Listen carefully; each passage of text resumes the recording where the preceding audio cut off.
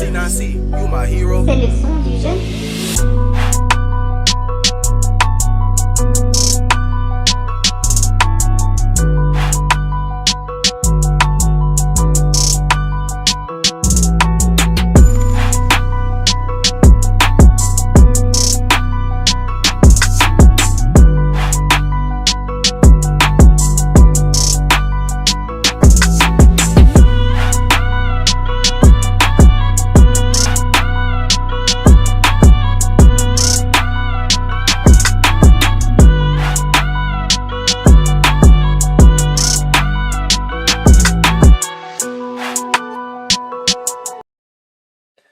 Welcome back, Kings fans, to another film review. Y'all see the title, man. We're looking at OJ Frederri, who I think is a first-round corner. We're going through it. More corners will be next. Coming up, All-22 breakdown. We'll start off with, the performance obviously was masterclass, even battling through injuries in the playoff run. This is versus the number 4 overall pick, Carnell Tate, out of Ohio State.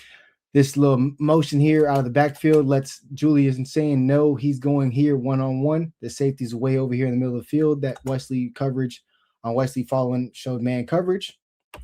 This is great patience. He understands his help is inside, so he's playing outside leverage. Carnell Tate doesn't do enough to threaten him inside. Goes outside. Leverage was secured. Big body. That's Blamps on the number 4 overall pick.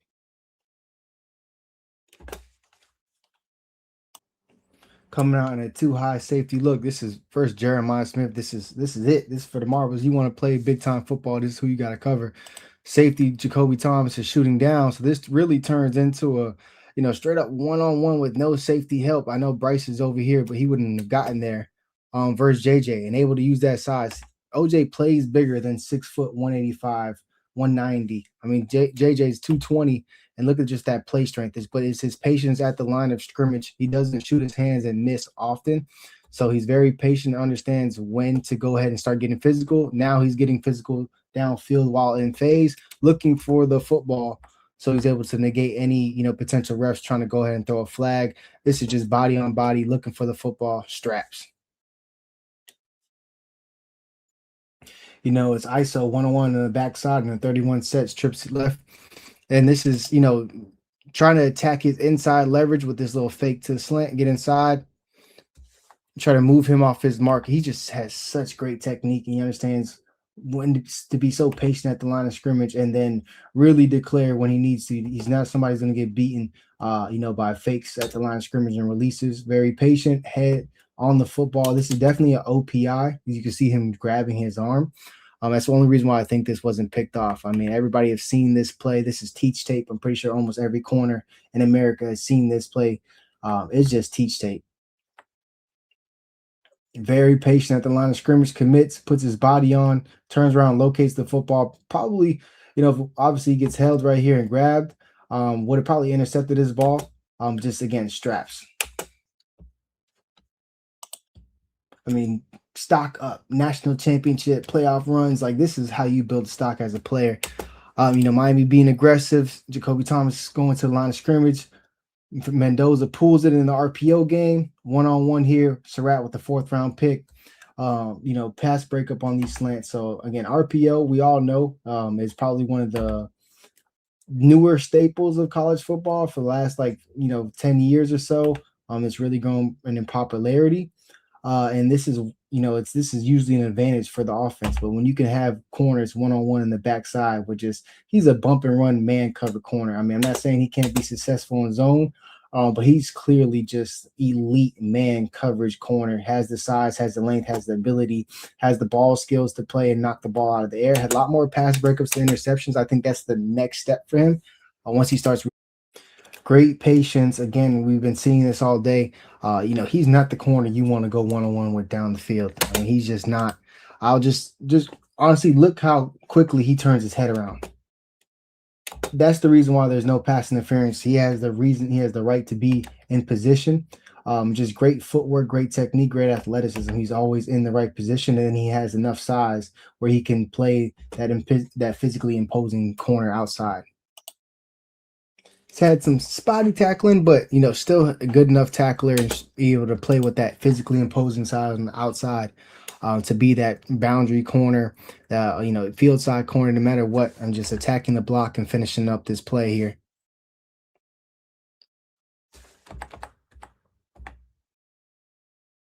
Screens to outside, beats the block, TFL, tackle for no gain, whatever you want to call it.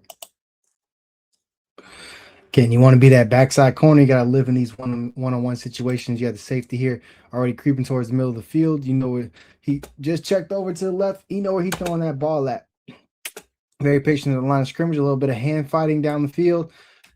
Turns around. That's one thing I love about OJ. I think that's gonna, why a lot of fans are kind of like, how doesn't he have so much interceptions? Because he does, how doesn't he have so much interceptions? Excuse me, because the way he just is able to turn his head around. So physical here, hand fight, the receiver gets a step on him. However, able to turn around and make a play on the football. You'll see it a little bit better on this angle. Just love the way he's able to always have his head around looking at it. That's why he doesn't get a lot of pass interferences, because he's playing the football. Trips here to the right, 13 set, 1v1 versus JJ. You think they were calling this double move not to give him the ball? Defensive line had other intentions. And so this is just great job here. Off man. This one I'm talking about. Great footwork, great patience. JJ doesn't give him enough on that stutter. This is Blamps. Again, going against probably the number one receiver in the next draft. Straps. Here he is in zone coverage, going deep thirds. I mean, coming down with these is what's going to put him on the national radar. Great job here from the defensive line. Obviously, we had a hell of a good one. This is Ruben Bain. Is going to get that quarterback Miller Moss out of the pocket and make a poor decision and try to force this ball in with OJ Frederri. Put his foot in his ground. He was deep thirds. The tight end stops down here, right here. But he's the one who breaks on it, and he beats him to the football. A little bit higher up. This is probably an INT, to be real with you. But, these are the plays that's separating him from his national, accolades, I believe. But just great job. Always in position, always making plays on the football, always getting his head around. Again, this was a low pass, so it would have been, a ground ball, but just always finding a way to get his head around, get his, in position to make plays on the football. Again, footwork, patience, always in position. There's another, guy trying to run a fade on him, and he's going to look, he plays bigger than 185 for sure, but it's his footwork and his positioning that matters, because he's able to he beats the receiver to the spot while he's already looking back at the football. Football's not even in the air yet. Receivers pretty much just, this is dead. The whole entire sideline is screaming for a flag. The ref is watching there like, nah, I know y'all seen that. That's straps, bro. Beats him to the positioning, has every right to locate the football. Quarterback holding it so damn long because he's like, damn, this guy literally is not open. Right to him, still making a play on it. Receivers holding his arm. Straps. Here he is on the 13 set to the field side. I mean, receivers trying to get inside on them, reestablishes the line of scrimmage, squares them up for a split release, gets inside. Just perfect patience, perfect coverage. Just the footwork's amazing. He's in his hip the whole entire time. This is straps. I mean, he makes so much plays on the football. I think the interceptions are coming, but he's just such a great bump and run man corner. I mean, there's not much better than him in the NCAA. In my opinion, I don't think there is. And if there was, he's probably on the other side of him. Just always in position, great position and able to break this ball up. If the ball was a little bit behind, he probably was surprised because it looked like he was extending for the ball to be thrown where it was supposed to be, and the ball ended up being short, so he wasn't able to corral it, and so it hit his chest. So very, very sticky man coverage ability. Again here, ISO, this is the RPO slant. You're going to see this all day as a corner now in 2026 in college football. Have to be able to sit through this. This is a little split. Gets inside. OJ's on him the entire time. Not phased by this release. Great footwork's on him. Physical through all the way through the contact. So the ball is thrown on that back kick. Tough angle for that receiver. Doesn't really matter because OJ was smothering that anyway. Playing through physical. Obviously, the quarterback's not trying to lead that receiver into the safety. There's a reason why this ball is on that back hip. You're trying to have it low and away from the defender, just so people know. Not defending Byron Brown, fuck him, but just that's kind of where that ball needs to be thrown. And you see that back arm from OJ rip through. That's just great technique. You see it right there. Rip through that back arm, his outside left arm. That's just literally great technique. There is a reason why Byron Brown did not look this way. Yeah, this is the one-on-one backside matchup, but the safety clearly was helping out there. You just the freshman All-American tape circled. You just knew not to test this matchup. Let's just watch how this goes for this receiver on the outside.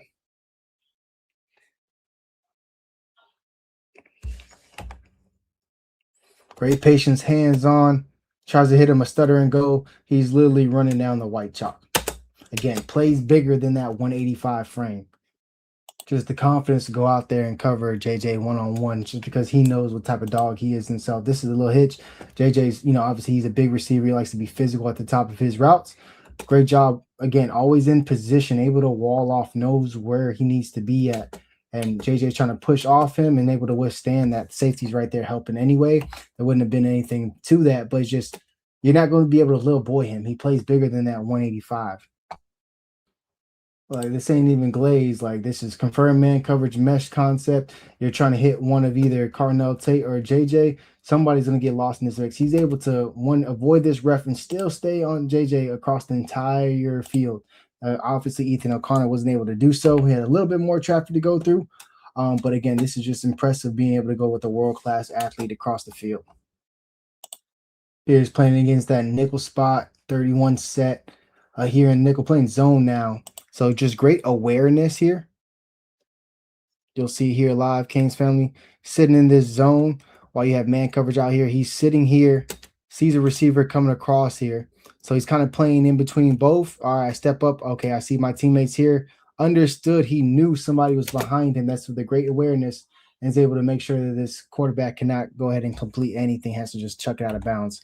This is just great awareness. Okay, he's looking around. His eyes on the quarterbacks, but understands what's going around. He has a receiver phase on who's quarterback friendly, trying to work to the sideline, as well as he has someone crossing his face. So once he goes to take this away, understands his teammates there. All right, I know someone's behind me. He could just feel it. That's just great defending. Tell me you was throwing this ball to him. You was not. Quarterback made the right decision. Try to take that little quick out to the running back. Strapping up this post.